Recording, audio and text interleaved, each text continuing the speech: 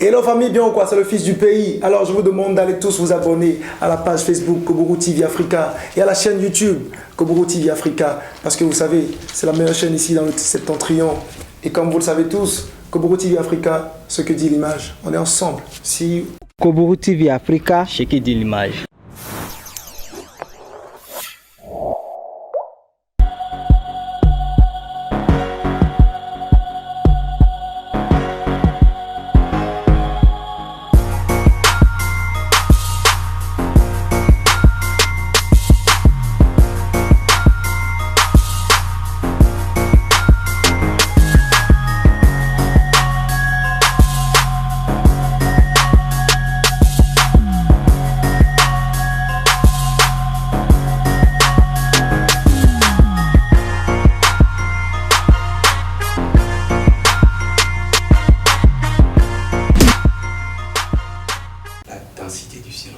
Chers amis, chers téléspectateurs, bonjour. La vie est une série d'événements, série d'expériences. Les expériences les unes avec les autres. Les bonnes expériences comme les mauvaises expériences. Les expériences qui sont soldées par la réussite comme par l'échec.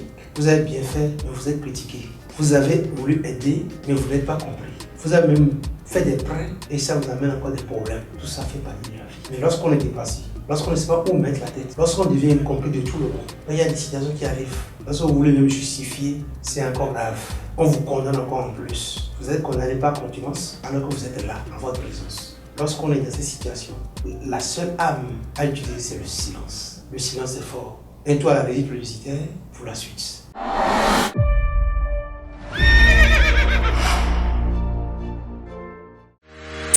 Festival 5, vous l'avez souhaité et il est là. La 5e édition du Festival international des familles Festifa se tiendra du 28 au 30 octobre 2022 à Parakou, Sandguiri Bay et à Koburu City Hotel sous le thème « La trilogie du bonheur familial ». Ne manquez surtout pas. Oui, le silence est tellement fort que lorsqu'on sait l'utiliser, on transcende des situations, on gagne des situations qui étonnent tout le monde. Pas être dans le silence, Dieu parle en vous. Laissez-le parler en vous. Vous avez les idées claires pour prendre une bonne décision. J'ai toujours dit ici, lorsque subitement vous gagnez de l'argent, une fois que ça, gardez le silence d'abord. Ne faites rien pour le monde. Sinon, vous allez faire des erreurs. C'est dans le silence que vous allez voir, vous allez vous arriver avec de nouvelles richesses et savoir comment l'utiliser à bon escient. Faute de silence, faute de reprise stratégique pour revenir, vous allez passer à côté de l'autre. Le silence. Lorsque vous êtes assuré, comme je l'avais dit tantôt, par tous les moyens, gardez le silence, mais un silence méditatif. Parce qu'il y a plusieurs types de silence. Il y a des silences qu'on ne fait rien, les paresseux. Celui qui garde son portable, mais qui dort toute la journée, il est silencieux, mais il n'apporte rien à l'humanité. Mais le silence méditatif permet de revenir en force. Notre personne éminent Rivain Champlia, à un moment donné, il se repliait dans une maison à Calavi, et quand il en sort, c'est des livres qu'il écrit. Voilà un silence qui coupe, il se coupe tout contact avec l'extérieur, rentrer en lui-même pour avoir l'intuition nécessaire, des trucs à faire pour enrichir l'œuvre de l'humanité. Oui, le silence est important. Celui qui ne sait pas garder le silence pour s'écouter va toujours faire des erreurs. C'est toujours dans la journée, tu dois apprendre à garder le silence. Garder le silence, à réfléchir sur la vie, à réfléchir sur ce que je fais.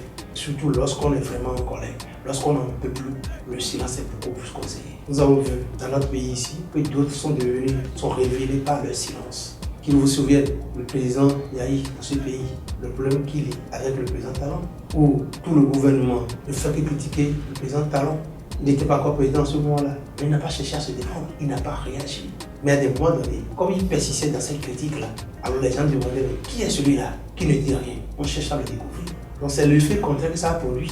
On l'a révélé, on commence par l'aimer, parce qu'on dit malgré tout, il ne réagit pas. Malgré tout ce qu'on dit sur lui, il ne réagit pas. Qui est cet homme-là? Et c'est fini, les gens commencent à développer de sympathie. Or, l'autre en disant ça, c'est pour le rejeter, mais ça crée de sympathie. Voilà. Mais s'il avait réagi aussitôt, comme d'autres le faisaient, il ne serait pas là.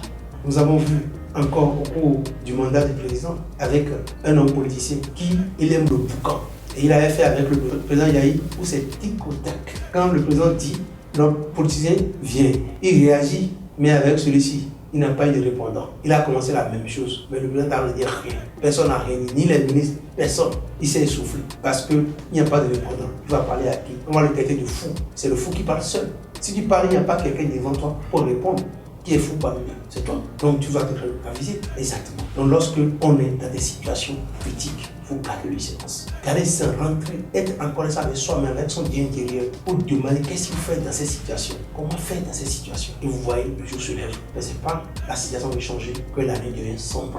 Chers amis, lorsque vous ne pouvez pas, c'est le silence. Lorsque vous ne pouvez pas, c'est le silence. Face à l'adversité, c'est le silence qui réagit. Et dans ce silence-là, on cherche à aller de l'avant. C'est pas se renfermer sur soi-même et d'être découragé de la vie et commencer par se négliger. Non, au contraire, dans ce silence-là, on se prépare pour bon, on se prépare être meilleur.